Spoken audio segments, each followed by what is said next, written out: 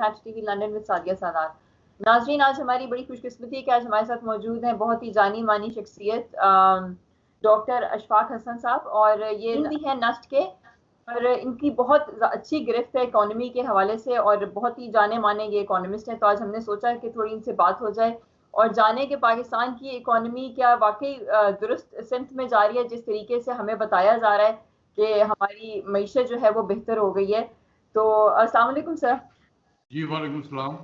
Sir, सबसे पहले तो आप, अगर हम यहाँ से शुरू करें कि आपको क्या लग रहा है कि पाकिस्तान की मईशत जिस तरीके से हमें बताया जा रहा है, ये कुछ आपको लग रहा है कि बेहतरी की तरफ जा रही है?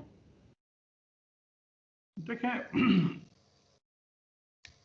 जब भी कोई मुल्क IMF के प्रोग्राम में चला जाता है तो उसकी इकोनॉमी के डायरेक्शन फिर IMF सेट करती है।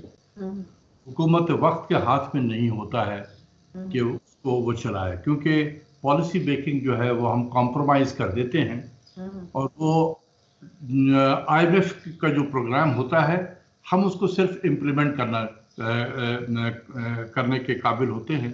तो इसलिए डायरेक्शन का तो मुझे नहीं पता, डायरेक्शन वही होगा जो IMF ने जिधर सेट किया हुआ है, और जिस मुल्क में IMF गया है वहाँ खैर नहीं होती है। अच्छा। वहाँ पर जो खास बात आपको मिलेगी, जो भी मुल्क IMF में गया है तो खास बात उसकी ये होगी कि उसकी मईशत की जो बढ़ने की रफ्तार है वो काफ़ी स्लो हो जाएगी, और वो उसकी वजह है कि जो IMF का प्रोग्राम का डिज़ाइन है, पॉलिसी है, ऐसी को स्लो डाउन कर देगा। दूसरी चीज़ होगी कि बेरोजगारी में इजाफा होगा उस मुल्क में गुर्बत का इजाफा होगा। इसी तरीके से बजट का खसारा बढ़ जाएगा। जब बजट का खसारा बढ़ेगा तो आपकी बोरिंग बढ़ जाएगी, तो आप पे कर्जों का बोझ बढ़ जाएगा। ठीक है। और साथ साथ जो है महंगाई भी होगी उस मुल्क में, क्योंकि ये डिजाइन है IMF के प्रोग्राम का। ये सारी चीजें हमारे साथ इस वक्त मौजूद है। सर, एक चीज मैं आपसे पूछना चाहूंगी कि IMF जब हम उनसे कर्जा लेते हैं तो वो हमें जो अपनी शराइत बताते हैं तो हम पर लाजिम होता है कि वो चीजें माने, या कुछ हम लोग कर भी सकते हैं कि हम लोग उनका गर्ज सिर्फ ये है कि इंटरेस्ट पे या उनकी रीपेमेंट्स होती रहें? तो अगर हम अपनी रीपेमेंट्स देते रहें तो क्या हम लोग बाकी पॉलिसीज अपनी मुताबिक बना सकते हैं? जैसे मैंने कहा कि माशी पॉलिसी तो आपके हाथ में नहीं होती है। अच्छा। वो IMF में बनती है, वो ही बताएंगे कि आपका क्या होना चाहिए, इफरात ज़र की शरह क्या होगी, आपकी बजट का खसारा क्या होगा, आपने कितना टैक्स इकट्ठा करना है, इंटरेस्ट रेट को कहाँ पर रखना है, ये सारी चीज़ें वही बताएंगे। अच्छा। तो देखें, बात यह है कि अगर हुकूमत पाकिस्तान के पास इतनी सलाहियत हो कि वो IMF की जो टीम दूसरी तरफ बैठी हुई है मेज़ के, उसके साथ उनकी ज़बान में बात कर सके, तो मैंने अपने तजुर्बे से देखा, मैंने 11 साल डील किया है जब मैं वजारत ख़जाना में था, कि वो इतने भी अनरीजनेबल लोग नहीं हैं, प्रोवाइडेड कि आप उनकी ज़बान में इकोनॉमिक्स के बेसिस पे आप उनको बताएं कि नहीं, आप जो बता रहे हैं ये ठीक नहीं है, इसको अगर इस तरीके से कर ले तो ठीक हो जाए। अनफॉर्चुनेटली हमारे पास अब वो सलाहियत नहीं रही है। और जिस अभी का जिक्र करे तो एक तरफ IMF वाशिंगटन था, दूसरी तरफ IMF इस्लामाबाद बैठा हुआ था, तो ये तो घर की बातें हो गई थी ना सारे। तो मुज़ाकरात किस चीज की कौन करे? जी। अच्छा। इधर भी IMF के लोग थे, उधर से भी IMF के लोग थे। जी। अच्छा सर, अगर IMF की बात ही छिड़ी है तो थोड़ा सा आप हमें ये बताएं कि ये जो पाकिस्तान के जो स्टेट बैंक को ऑटोनोमस बनाने की बात की जा रही है, क्या ये हमारी मजबूरी है या अब हमारी जरूरत है? ये नहीं, ना मजबूरी है और ना जरूरत है। अच्छा। तो आपको स्टैंड लेना होगा। फिर यही मैंने कहा ना कि आपके पास लोग होने चाहिए ना जिनको बताए कि भाई तुम क्या कर रहे हो। ये तो पाकिस्तान के स्टेट बैंक को क्या फेडरल रिजर्व सिस्टम बना रहे हो, या बैंक ऑफ इंग्लैंड बना रहे हो, या बैंक ऑफ जापान बना रहे हो? हम एक तरक्की पजीर मुल्क है जहां पर स्टेट के हर ऑर्गन ने मिलकर काम करना होता है, तो आप स्टेट विद इन स्टेट तो ना बनाए ना। तो ये जो है अभी जो उन्होंने जो चीजें लेकर आए थे, ये भी IMF का प्रोग्राम का हिस्सा ही होता है, लेकिन ये मेरे जमाने में भी होता था। तो मैं उनसे जब सवालात करता था तो चुप हो जाते थे। अभी कुछ शायद सवाल करने वाला रहा नहीं है। सर अगर यही बात है, अगर हम लोगों ने देखे कि काफी सारे लोगों ने बताया है कि ये ऑटोनमस जो बॉडी है ये पॉसिबल नहीं है, ये सिर्फ फेडरल रिजर्व ऑफ जो यूएसए का है उसी के पास है और उनके ऊपर भी एक चेक एंड बैलेंस है। बट हमारे मुल्क के अंदर जिस तरीके से प्रपोजल दिया जा रहा है बिल्कुल ऑटोनमस बनाया जाए जिसको ना एफआई या नैप के कोई भी नहीं छेड़ सकता, तो सर आपको क्या लगता है कि हालांकि हमने देखे कि इसके बारे में काफी ऑपोजिशन भी आई है और लोगों ने इसके रिटेलिएट भी किया इस बारे में, लेकिन फिर भी क्या हमारी जो हुकूमत है मौजूदा वो इसको पाए तकमील तक पहुंचाएगी या वो थोड़ी इसमें एक अच्छी चीज ये है कि पाकिस्तान की बाकी जो सियासी जमातें हैं उन सबों ने अपना डिक्लेयर अपने पोजीशन को बिल्कुल क्लियर कर दिया कि हम इसको अपोज करेंगे। ठीक है, तो ये एक अच्छी चीज़ है कि ये इस तरीके से नहीं होगा। और मेरा अपना व्यू ये है कि हुकूमत के अंदर में भी लोगों को एहसास है कि अगर हमने ये काम कर दिया तो अगला इलेक्शन हम शायद ना जीत सकें। ये भी उनके जहन में ये बात आ गई है। मैंने पाकिस्तान में कभी किसी इश्यूज पे सियासी जमातों के अलावा की बात कर रहा हूँ, हम जैसे लोग जो हैं कभी इतने बड़े पैमाने पे रिएक्शन नहीं हुआ जितना इस एक स्टेट बैंक के इशू पे हुआ। बिल्कुल गवर्नमेंट एक तरीके से आप समझ लें कि हिल गई थी। तो और इसीलिए आप देखें कि जो फाइनेंस मिनिस्टर को जो फायर किया गया हफीज शेख साहब को, और इसीलिए किया गया कि आप ऐसे टाइम पे लेकर आए हो उस बिल को कैबिनेट में से पास कराने के लिए कि जब हम सेनेट के इलेक्शन के लिए लगे में फंसे हुए थे, टेंशन उस तरफ था, देखा नहीं और आपने भी हमें गाइड नहीं किया कि इसमें क्या चीज है और क्या नहीं है। आपने भी कहा कि जी हम इंटरनेशनल बेस्ट प्रैक्टिस जो है वो इम्प्लीमेंट करना चाहते हैं और ये आईएमएफ के कंडीशंस भी है, वरना ये $500 मिलियन हमें नहीं मिलेगा। तो आपने एक तो गन पॉइंट पे हमें रख के ये फैसला करवाया, कैबिनेट ने पास कर दिया। जब बाद में हाहाकार मचा तो हुकूमत को भी पता चला, उन्होंने भी देखा जरा गौर से तो वाकई इसमें बहुत सारे मसाइल थे। इसीलिए प्राइम मिनिस्टर ने जो मेरी इत्तला है कि जो हफीज शेख को हटाया वो यही कहते हुए हटाया कि पहले भी लोग कहते थे कि आपकी इकोनॉमिक टीम आपको मिसगाइड करती है, लेकिन हमेशा से कहता रहा कि भाई मेरे वजीर मुझे क्यों मिसगाइड करेंगे। लेकिन अब मुझे आपने न सिर्फ मुझे मिसगाइड किया, आपने पूरी कैबिनेट को मिसगाइड किया। उन्होंने कहा कि ठीक है जब आपका ट्रस्ट नहीं है तो मैं चला जाता हूँ। उन्होंने कहा जी बिल्कुल चले जाओ। अच्छा नहीं तो सर अभी जो शौकत तरीन साहब को भी लगाया जा रहा है तो वो मेरी इत्तलात के मुताबिक वो सिर्फ इसलिए लगाया जा रहा है कि उनको शॉर्ट टर्म ग्रोथ के लिए लेकर आए हैं ताकि हम दिखा सकें। तो आपको क्या लगता है कि ऐसा पॉसिबल हो सकेगा? देखिए शॉर्ट टर्म ग्रोथ जो है वो पॉलिसीज के जरिए से आती है ना। वैसे किसी आदमी को ला के बैठा दें उससे ग्रोथ तो नहीं होना शुरू होगा, ग्रोथ तो होगा पॉलिसीज के जरिए से। तो एक तो यह अच्छी चीज है कि कम से कम उनको एहसास है शौकत तरीन साहब को कि ये पिछले जो अभी 2-2.5 साल गुजरा है इससे मईशत को बड़ी तबाही हुई है और यही चीज हम भी प्राइम मिनिस्टर को बताते रहे। तो शायद प्राइम मिनिस्टर ने समझा कि हम उनके बड़े मुखालिफिन में से हैं। अब जिसको वो वजीर खजाना बनाना चाहते थे उन्होंने भी टेलीविजन के प्रोग्राम में एक नहीं कई मरतबा कहा कि बेड़ा गर्क कर दिया 2-2.5 सालों में, जिसपे असद उमर साहब को बुरा भी लगा है क्योंकि उस 2-2.5 सालों में कुछ अरसा उनके खाते में भी जाता है वजारत खजाना, तो वो भी उन्होंने भी थोड़ा सा रिएक्ट किया इस पे। लेकिन हकीकत यह है कि बहुत नुकसान पाकिस्तान को पहुंचा और हम यही बताते रहे थे प्राइम मिनिस्टर को, लेकिन चले देर आए दुरुस्त आए। जो हमें नुकसान पहुंचना था, लेकिन आपको लगता है कि ये रिवर्सिबल हो सकता है? क्योंकि अगर हम देखें तो हमारा जैसे रुपी जो है वो काफी गिर गया है पहले के मुकाबले में। अभी जो उन्होंने डील्स की हैं वो अब नए उसको प्लेज किया है वो 160 वाला रेट के ऊपर, हालांकि अब उससे कम भी हो गया, लेकिन जो मैं देख रही थी कई पावर टेरिफ्स भी जो है वो उन्होंने पिछले मतलब प्लेज किए 160 के ऊपर। तो इससे हमारा सर्कुलर डेट तो कभी कम नहीं होगा। फिर अगर हमारा रुपया नीचे है, एक्सपोर्ट्स हमारी बढ़ नहीं रही हैं, तो आपको क्या लगता है क्या चीजें बेहतर होने के इम्कानात हैं कि हमारी मईशत दोबारा पैरों पे खड़े हो सकती है? इम्कानात तो हमेशा रहते हैं और वो पॉलिसीज के जरिए से होंगी। अगर हमारी पॉलिसी जैसे अभी चल रही है उसी तरीके से चलती रहे और फिर हम उससे रिजल्ट मुख्तलिफ अचीव करना चाहें तो वो तो नहीं हो सकेगा।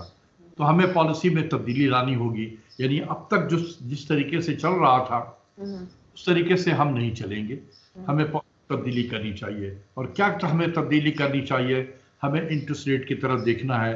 ये मेरे नज़दीक अभी भी बहुत कॉस्टली है, ये कम से कम 5% पे होना चाहिए था स्टेट बैंक का जो पॉलिसी रेट है।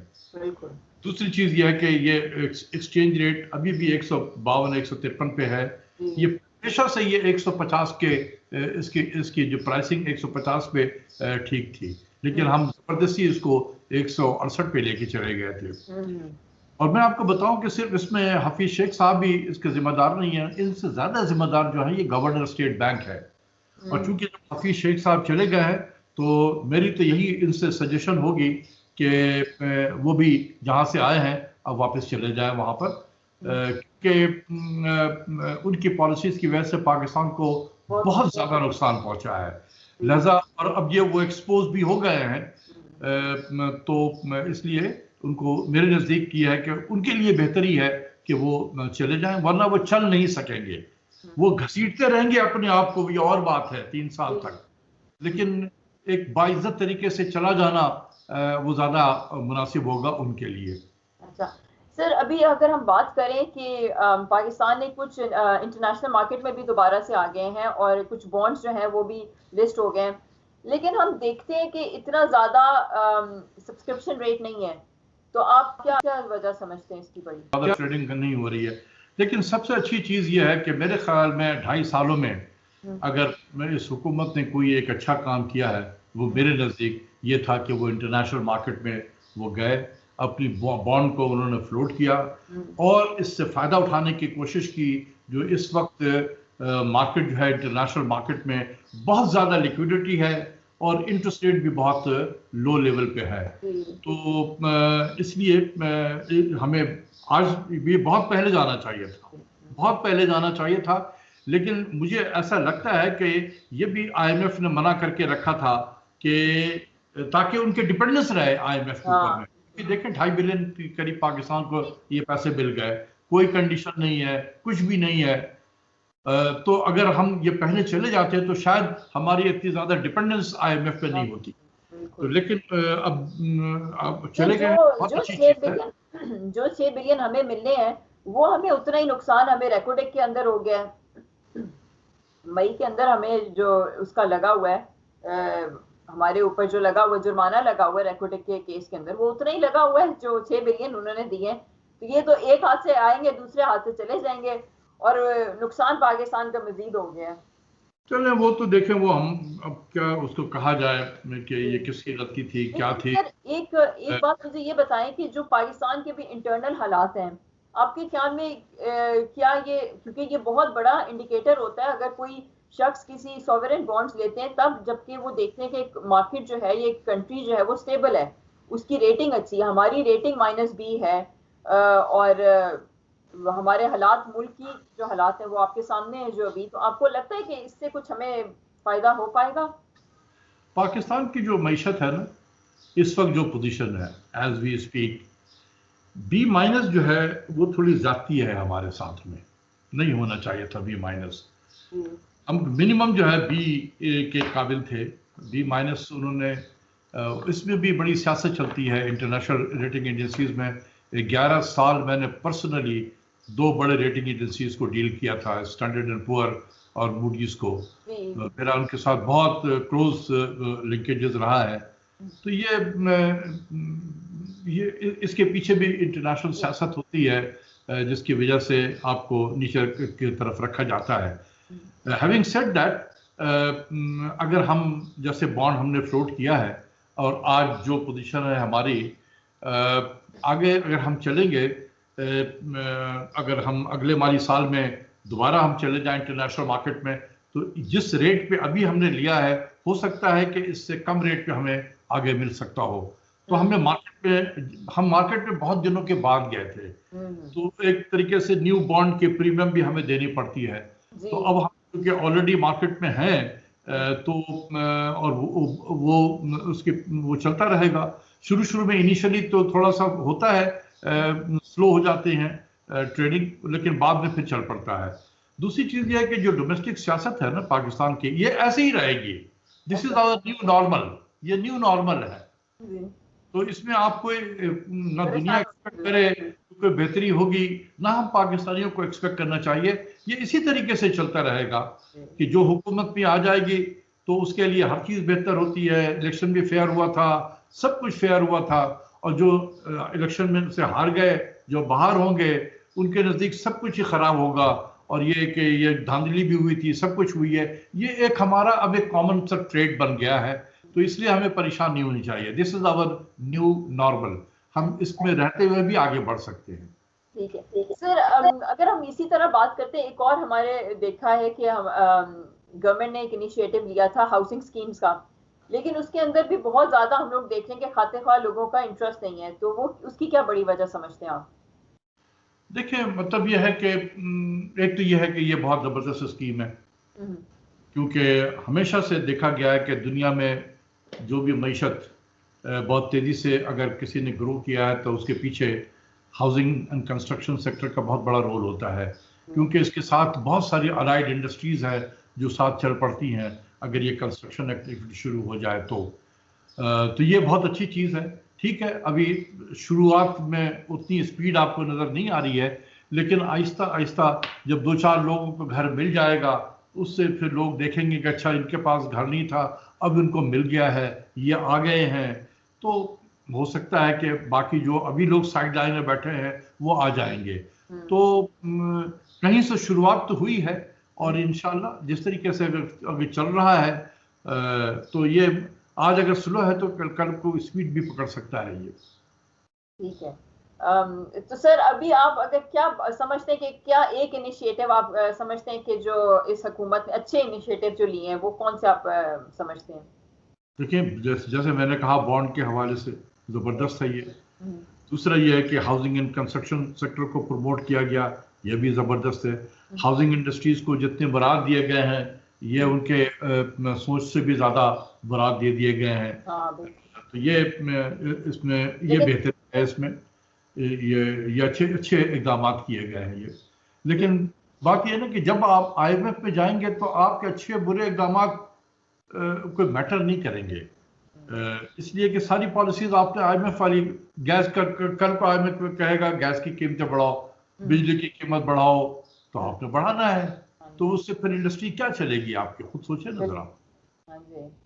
तो फिर कहीं फिर हो कि नहीं इंटरेस्ट रेट को बढ़ाओ, क्योंकि इन्फ्लेशन बढ़ गया है तो इंटरेस्ट रेट को बढ़ाओ।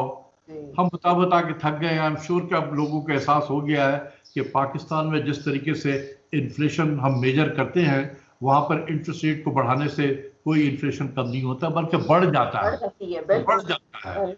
अभी मैंने अपने स्टूडेंट से एक रिसर्च कराया है, अब मैं इसके बेसिस पे एक पेपर भी लिखूंगा उसी स्टूडेंट के जो काम किया है उसको उजागर करने के लिए, कि अगर आप 1% इन डिस्काउंट रेट बढ़ाते हैं तो 1.35% इन्फ्लेशन बढ़ जाता है। और ये स्टेट बैंक की अपनी भी फाइंडिंग्स है। 2010 में उनके वर्किंग पेपर नंबर 44 है स्टेट बैंक के, आप भी जाकर देख लें तो आपको मिल जाएगा, जिसमें उसमें उनकी फाइंडिंग भी ये है कि डिस्काउंट रेट के बढ़ने से इन्फ्लेशन भी बढ़ता है, और उनका जो पैरामीटर था कोई 1.22% था, अभी थोड़ा ज़्यादा हो गया है, 1.35 हो गया है। तो ये जानते बूझते हुए भी कि डिस्काउंट रेट को बढ़ाने से इन्फ्लेशन बढ़ता है, हम बढ़ाते चले जा रहे थे। इसकी वजह ये देखते थे कि जो गवर्नर स्टेट बैंक ये हेलीकॉप्टर सोच रहा है, इनको तो पता ही नहीं है कि इस मुल्क में ये डेटा इकट्ठा कैसे होता है, सिस्टम कैसे काम करता है। ना फिर शेख साहब को पता था, ना उनको। ये सिर्फ जब नौकरी करने के लिए आते हैं तो पाकिस्तान आ जाते हैं, उसके बाद ब्रीफकेस लेके वो चले जाएंगे। बिल्कुल। तो ये तो परपेचुअली अजनबी है इस मुल्क के लिए। ठीक है, सही है। Thank you so much sir, काफी अच्छी आपने मालूमात दी, आई एम श्योर लोगों को भी बहुत मालूमात में इजाफा हुआ होगा कि क्या चीज़ बेहतर हो रही है और क्या हमारे मुल्क के अंदर बेहतर करने की ज़रूरत है। Thank you for having me. या थैंक यू सर।